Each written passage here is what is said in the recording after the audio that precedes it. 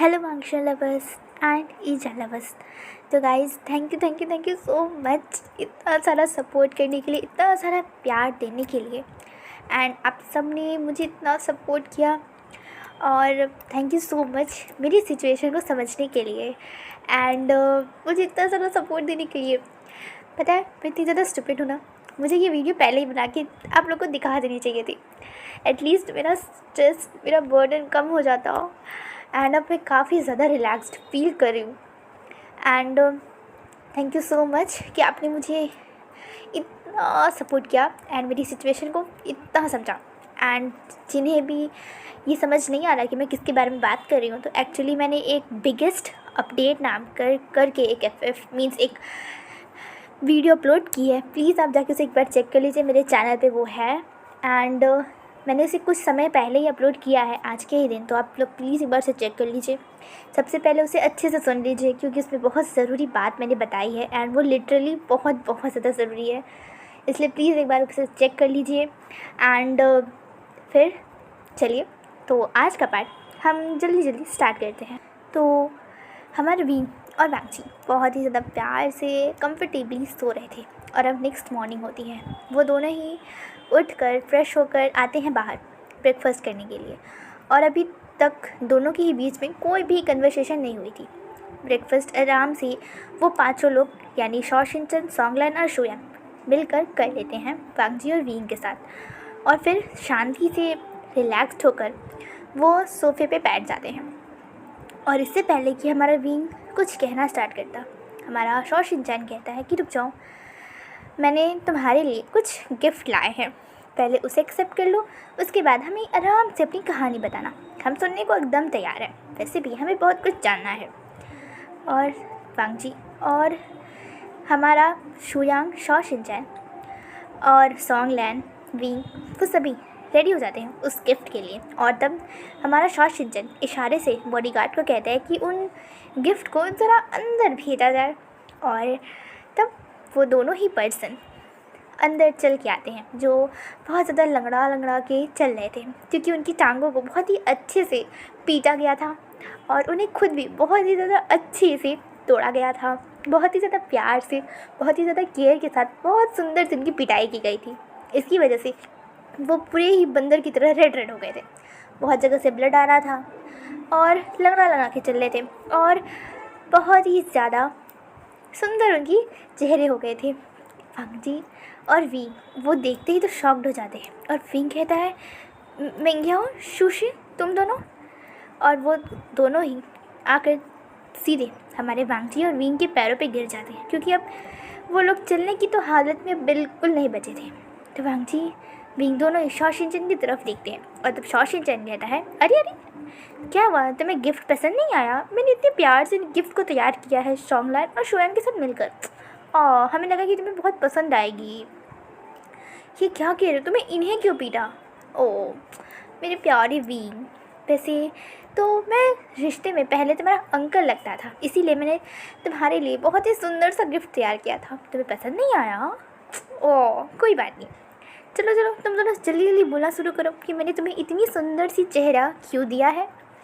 और जब वो दोनों ही कहते हैं हाँ हम बताते हैं, और वो दोनों कहते हैं कि हमें सब कुछ याद है कि तुम कौन हो और तुम यहाँ कैसे हो, तुम क्यों कल्टीवेशन वर्ल्ड से यहाँ आए हो, हमें सब कुछ पता है और हम जानते हैं। क्या तुम्हें पता है कल्टीवेशन वर्ल्ड का? तुम्हें याद कैसे है? और तब शोयांग बोलता है अरे प्यार से पूछने की कोई ज़रूरत नहीं है, बॉडीगार्ड चलो वो स्पेशल वेपन दो जिनसे हमने इनके चेहरे को बहुत सुंदर बनाया था। और एक बड़ा सा मोटा सा डंडा हमारे विंग की तरफ बॉडीगार्ड करता है और विंग कहता है बिल्कुल भी नहीं, इसकी ज़रूरत नहीं है, इनकी हालत देखिए, तुमने ऑलरेडी इन्हें इतना मारा है कि ये अधमरी टाइप के हो गए हैं, प्लीज़ अभी रुक जाओ। वो दोनों की तरफ देखता है और वो दोनों ही पर्सन तुरंत ही बोलना स्टार्ट करते हैं। और तब शुशी कहता है कि क्योंकि मेरे बेटे ने ये सब कुछ किया है। वांगजी विंग हैरान, वो कहते हैं क्या तुम्हारा बेटा? बट जहाँ तक हम जानते हैं इस वर्ल्ड में तुम्हारी अभी तक शादी नहीं हुई है, तुम दोनों ही अनमैरिड हो, बेटा कहाँ से आ गया? तुम्हें बिना शादी के बेटा? नहीं, मेरा मतलब है कि कल्टीवेशन वर्ल्ड का बेटा। क्या? हाँ, कल्टीवेशन वर्ल्ड में मेरा एक बेटा था, शूलाओ करके, तुम्हें नहीं पता।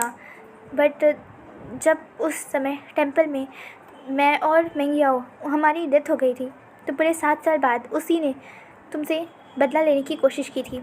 उस समय जब वो सब कुछ ख़त्म हो गया था और तुमने और लैन वांगची ने एक साथ शादी कर ली थी, तो फिर मेरे बेटे ने ही अपनी शक्तियों को, अपनी क्लैन को पावरफुल किया, उन्हें लीड किया, और वो कल्टीवेशन वर्ल्ड को डिस्ट्रॉय करना चाहता था, तुम्हें ख़त्म करना चाहता था। तुम जब खुशी फील करते थे, हैप्पी होते थे, तो उसे पसंद नहीं आता था। इसीलिए उसने डार्क कल्टीवेशन सीखी, उसको बहुत ही ज़्यादा अच्छे से सीखा, एनालाइज़ किया, और उसे अलग अलग तरीके से डब्बा यूज़ करना स्टार्ट किया। कभी वो तालिस्मा का यूज़ करता, कभी खाने में तुम्हारे कुछ मिलाता, कभी फूड में मिलाता, तो कभी कुछ, और इसी तरीके से उसने धीरे धीरे करके तुम्हें अपनी कंट्रोल में कर लिया। और तो तुम्हारे हाथों से, तुम्हारी ही एनर्जी से उसने पहले तुम्हारे मेट को, यानी कि लैन वांगची को मरवा दिया।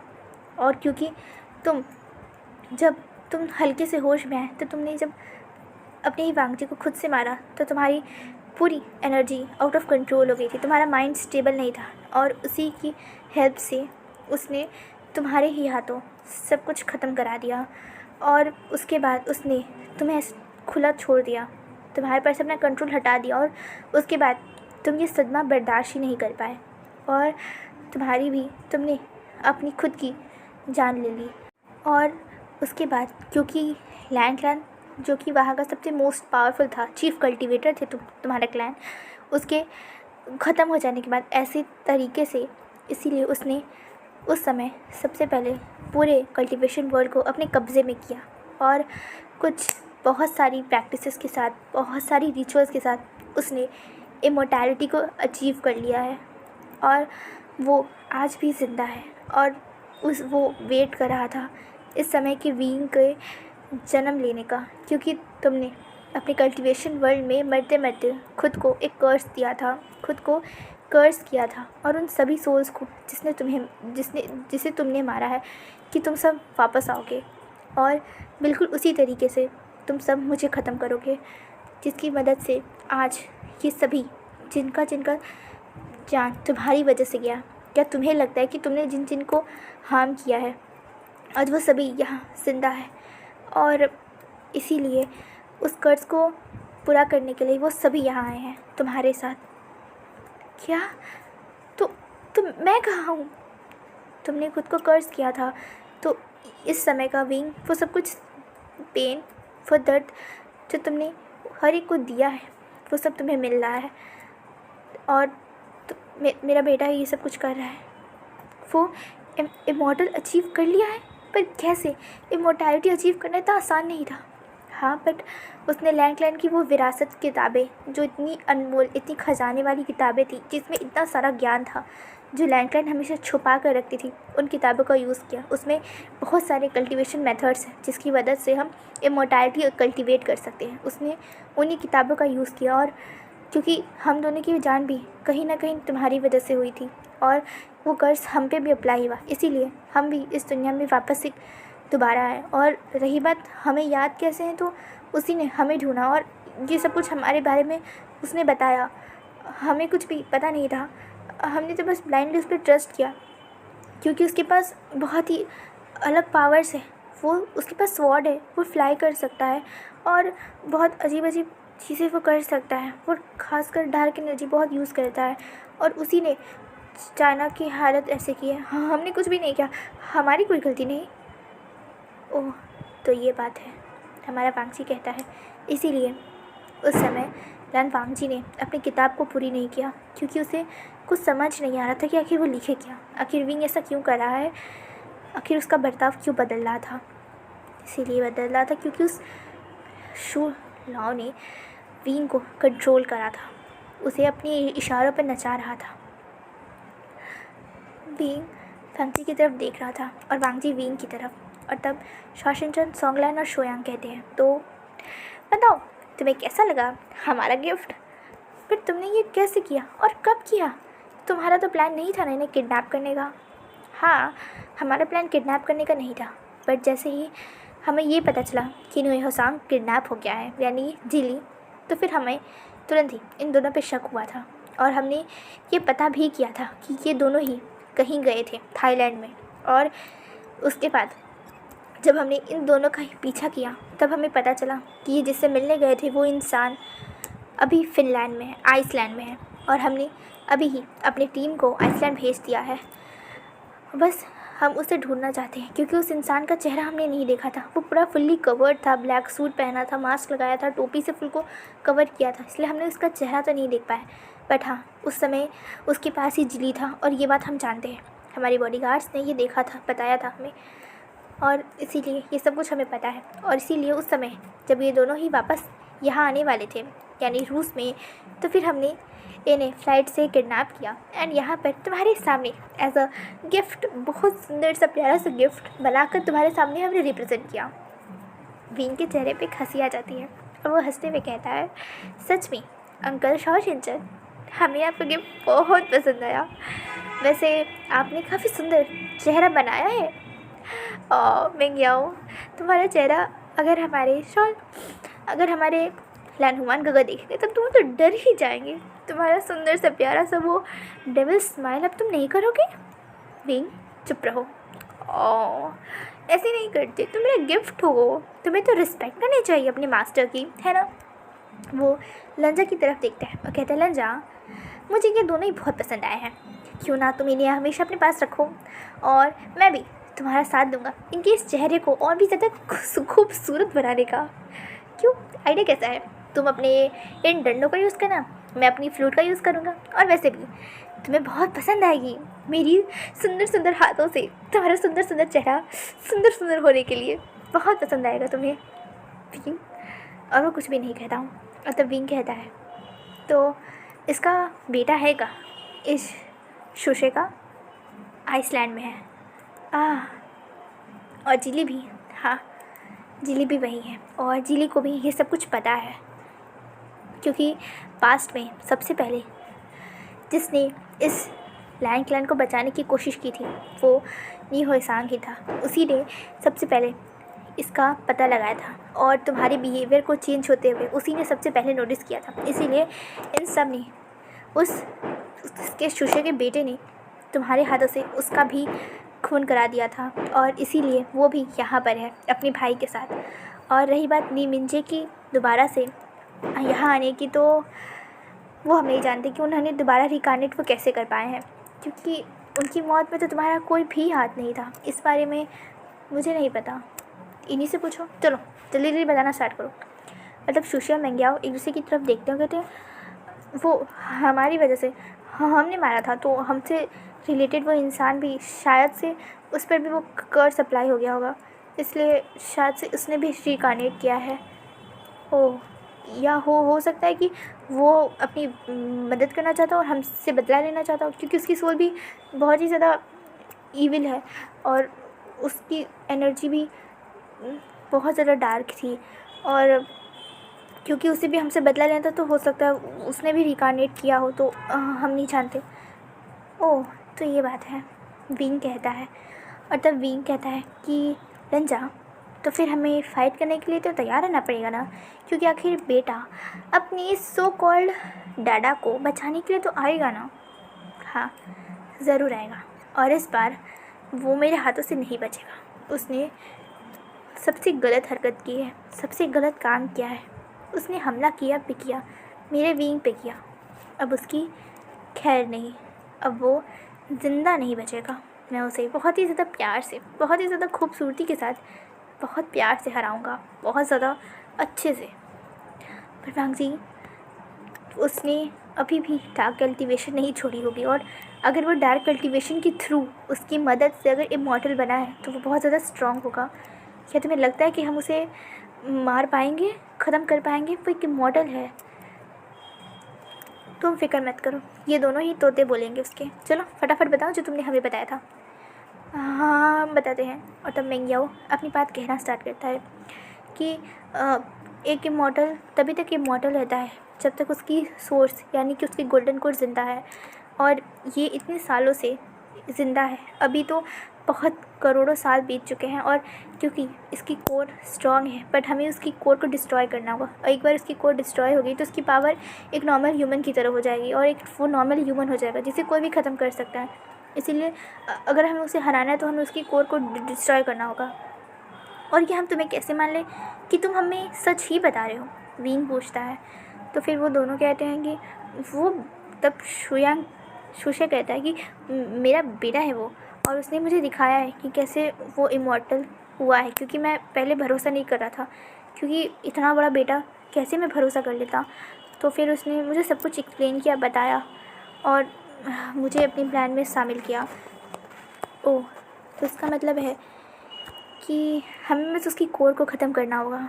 हाँ, तो परफेक्ट, क्यों ना मैं ऐसा करूं। वैसे भी उसने मुझे अंडर एस्टिमेट कर लिया। हो सकता है कि मैंने गलतियां की होंगी, बहुत सारी की हैं, बट ऐसा नहीं है कि मैं पावरफुल नहीं हूँ। बट वीन, नहीं लंजा, मैं उससे बदला तो ज़रूर लूँगा। उसने मेरे ही हाथों से मेरी ही लंजा को ख़त्म कराया, अब मैं अपने ही हाथों से उसे ख़त्म करूँगा। उसकी गोल्डन कोर को उसके शरीर से निकाल कर उसके आँखों के सामने उसके टुकड़े टुकड़े करना चाहता हूँ। मैं चाहता हूँ कि वो भी वही फील करे जो पेन मैंने फील किया होगा। मैंने केवल उसे पढ़ा, मैं काँप गया था लंजा। तुम ये सोचो कि उस समय असली वीन ने क्या फील किया होगा। लिटरली जिस इंसान से मैं इतना ज़्यादा प्यार करता हूँ, मैंने उसे ख़त्म कर दिया। लंजा, मैं ये सोच भी नहीं सकता कि तुम मेरी आर्म्स में लाइफलेस हो। नहीं, ऐसा हो गया तो शायद मैं खुद से जी नहीं पाऊँगा, मैं मर जाऊँगा लंजा। ऐसा मुझे सोचने के लिए भी मत कहना, मैं नहीं जी पाऊँगा। और वो ऐसा कह के टाइटली फांगजी को हक कर लेता है। फांगजी भी धीरे धीरे उसे रब करने लगता है उसके बैक पर। और तब शुशे कहता है, प्लीज़ अब हमें जाने दो, हमने सबको सच बता दिया। वो शॉशिंचन की तरफ देखते हुए कहता है। और तब हमारा शुयांग कहता है, तुम्हें जाने दो, तुम दोनों की वजह से ही मेरा प्यार मुझसे दूर रहा। मैंने अपने ही प्यार की जान ले ली और तुम कह रहे हो कि तुम्हें जाने दो।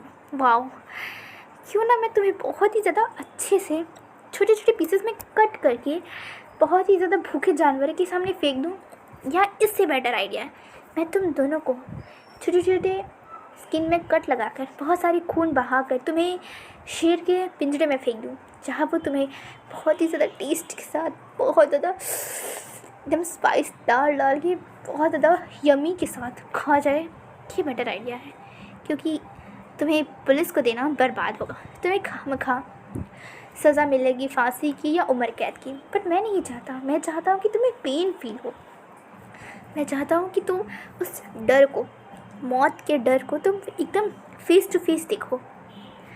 आइडिया अच्छा है, सॉन्गलैंड बोलता है। और तब वो आगे आता है और फिर से हमारी मैंगियाओं को एक थप्पड़ खींच के लगाता है और कहता है, तुमने हमारी वजह से, मेरा बेस्ट फ्रेंड इतनी ज़्यादा पेन में था, उसने खुद की जान ले ली, हम सब अलग हो गए, हम सब ने इतना सफ़र किया सिर्फ तुम्हारे घटिया प्लान की वजह से। क्या तुम्हें नहीं पता तुमने कितनी सारी लाइफ को अफेक्ट किया, बस किस लिए? जिन क्लैन के उस बेकार से तख्त को पाने के लिए। बेकार सा, ये राजपाट से दूर रहना चाहिए। तुम फिक्र मत करो, मैं तो तुम्हें बहुत ज़्यादा सुंदर प्यारे प्यारे जगह पे फेंकूँगा जहाँ से तुम उठ कर आने की हिम्मतें नहीं करोगे। मैं तो चाहता हूँ कि तुम्हें एक ऐसी सुंदर सी जगह पे फेंकूँ ना, जहाँ पर तुम्हें बहुत ही प्यार से खाया जाए। क्यों ना तुम्हें शार्क के बहुत बड़े से एक्वेरियम में फेंक दिया जाए, जहाँ पर 5-6 शार्क तुम्हें नोच नोच के जब खाएंगी तब तुम्हें बहुत मज़ा आएगा। क्यों ना ऐसा किया जाए? बीन कहता है, नहीं, हम इसका यूज़ करेंगे इसके बेटे को फंसाने के लिए। इसका बेटा कभी भी इस पर हमला नहीं करेगा, और अगर उसने हमला किया भी तो क्या फ़र्क पड़ता है, ये मर जाए, बट मेरा मज़ा ख़त्म हो जाएगा, शुयांग कहता है। और वैसे भी मुझे बहुत इंटरेस्ट लगा सॉन्गलैंड की बातों पर। वैसे सॉन्गलैंड, तुम्हारा दिमाग भी बहुत क्रिएटिव है, जैसे मैं हूँ। चुप रहो तुम। हाँ, कितनी गलत बात है, तुमने इतना सुंदर आइडिया दिया मुझे शार्क के साथ। शार्क्स तो और बहुत ज़्यादा प्यार से उसे खाएंगी, नोच नोच के खाएंगी। हाँ, ये कितना मज़ा आएगा ना वो देखने में। वाओ, कितना गुड फीलिंग आएगा। और शुशे और मैंगिया ये सुनकर तो पूरा काँप जाते हैं।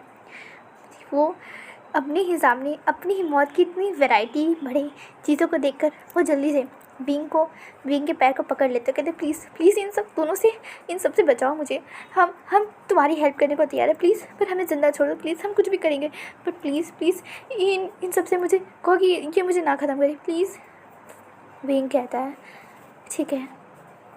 तब शॉन्गलैन, शुयांग और सॉचितर एक साथ कहते क्या?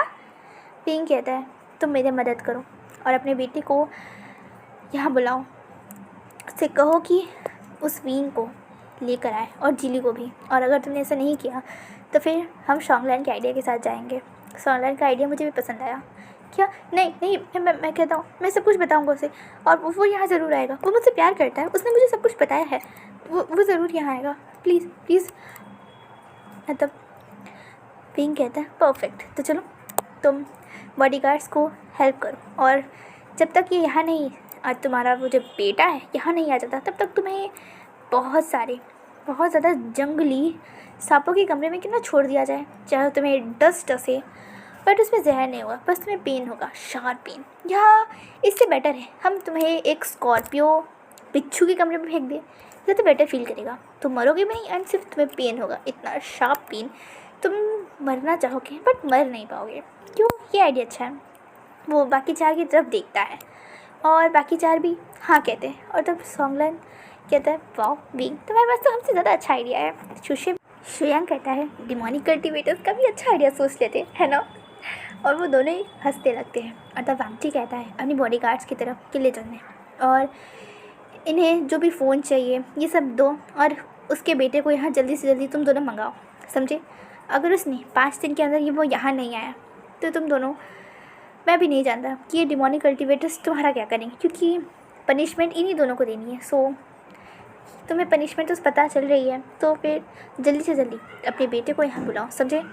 और बॉडीगार्ड्स को इशारा करता है कि इन दोनों को लेकर जाए, और बॉडीगार्ड्स भी ऐसा ही करते हैं। और उन दोनों के वहाँ से जाने के बाद तब शॉन्गलैन, शुयांग और शॉचितर वो दोनों ही वांगजी और विंग की तरफ देखते हैं, कहते हैं एक बहुत बड़ा चेंज आने वाला है, क्यों ना आज तुम लोग थोड़ा रिलैक्स कर लो, आराम कर लो। वैसे भी अभी उसके बेटे को इसके बारे में कुछ भी पता नहीं है, जब तक वो पता लगाएगा उसे पता चलेगा तब तक तो 2 से 3 दिन बीत जाएंगे, इसलिए क्यों ना आज तुम लोग एक अच्छे से डेट पर जाओ। पता नहीं, क्या पता कि इस विंग को जो तुम हो, क्या पता अपने असली वर्ल्ड में जाना पड़े। वैसे लॉजिकली देखा जाए तो तुम्हारी डेथ हो गई थी, पर तुम यहाँ हो एक टाइम ट्रैवल करके, तो तुम शायद पुराने ज़माने में पहले ऐसे इंसान होगी, the first person to do the time travel. हाँ हो सकता है, बट अच्छा है कि मैं टाइम ट्रैवल कर पाया, क्योंकि पास्ट बहुत बुरा था, बहुत ही ज़्यादा गंदा था, सच में मैं हेट करता हूँ उससे, मैं बस उसे चेंज करना चाहता था, और अब जब मेरे पास चांस है तो मैं सब कुछ चेंज करूँगा। वैसे क्या मुझे वापस जाने के बाद सब कुछ याद होगा? क्या मुझे सब कुछ याद आएगा जो भी यहाँ कुछ हो रहा है? हाँ, ये तुम्हारी मेमोरीज़ है और ये सब तुम्हारी सोल जानती है, तो फिर तुम उसे भूल नहीं सकते। बस ये बात है कि तुम उस समय के लंजा को इस समय की चीज़ें को एक्सप्लेन कैसे करोगे, ये बात है। तो फिर क्या करना चाहिए? तो वांगजी कहता है क्यों ना मैं आइडिया दूँ। विक कहता बोलो क्या कहना है? वांगजी कहता है तुम ऐसा करो कि मैं नहीं जानता कि मैं कहाँ था, मैं जानता हूँ बट मैं समझा नहीं पा रहा तुम्हें, कैसे बताऊँ, कैसे समझाऊँ मैं। बस एक अलग दुनिया थी, कुछ अलग लोग थे और सब कुछ अलग अलग था, इतना कह देना, उससे ज़्यादा वो कुछ नहीं पूछेगा। तुम अपने आप को बहुत अच्छे से जानते हो, तुम्हें भी तो सब कुछ याद तो नहीं आ गया ना? नहीं नहीं, मुझे कुछ भी याद नहीं आया। ओके, मैंने किताब में पढ़ा था उसकी पर्सनैलिटी कैसी है, वो बहुत ही ज़्यादा बोरिंग इंसान है। वैसे मैं बताने जानकारी के लिए आपके बता दूं कि वो आप ही थे मिस्टर रूड, आई सी कोल्ड इडियट। विंग तुम फिर से सुर मत हो जाओ। हाँ क्यों नहीं? और तब वो तीनों ही कहते हैं हम भी इधर है तो हम पे भी थोड़ा रहम कीजिए, अपना ये जो क्यूट सा लवी डबी सीन है थोड़ा बाहर जाइए, हमने आपके लिए कुछ प्रिपरेशन की है, वहाँ जाइए अपनी डेट को एंजॉय कीजिए और फिर कल से थोड़ा सा हम पर और हमारे काम पे भी ध्यान दे दीजिएगा। और वांगजी और विंग कहते हाँ था ठीक है। और वो दोनों ही वहाँ से एक दूसरे का हाथ पकड़ते हैं और वहाँ से बाहर आते हैं। वहाँ पर बाहर पे एक बहुत ही ज़्यादा सुंदर सा गार्डन था और वहाँ पर एक पेड़ के नीचे बहुत ही सारे रैबिट्स वहाँ रखे हुए थे जो आपस में खेल रहे थे, लड़ रहे थे, और एक पिकनिक बास्केट भी था और एक मैट बिछा हुआ था। भींग हंसते हुए कहता है, वाओ, हम लोग पार्टी करने आए हैं पिकनिक में। वाओ लंजा, देखो तुम्हारे फेवरेट एनिमल्स भी है, खरगोश। वैसे तुम्हें पसंद तो है ना? भंग जी कहते हैं, हाँ मुझे पसंद है। मेरा क्यूटू लंजन। विंग, अच्छा ठीक है, मैं तुम्हें टीज़ नहीं करा, ओके? करना भी नहीं चाहिए तुम्हें पता नहीं मैं माफिया किंग हूँ। बट ये माफिया किंग तो सिर्फ मेरा है। तुम बहुत बोलते हो, चुप से बैठो। और वो दोनों ही आते हैं और बहुत देर तक उन खरगोशों के साथ खेलते हैं, एंजॉय करते हैं, और फिर वहाँ पे बैठकर उन्हीं खरगोशों के साथ खाना खाते हैं। उन बास्केट में वांगजी विंग के लिए अलग से खाना था और हमारे खरगोशों के लिए भी बहुत सारी गाजर रखी हुई थी। तो वो सभी खरगोशों की तो आज तो एक तरीके से पिकनिक थी, और वांगजी और विंग के भी, जिन्हें बहुत ज़्यादा मज़ा आया।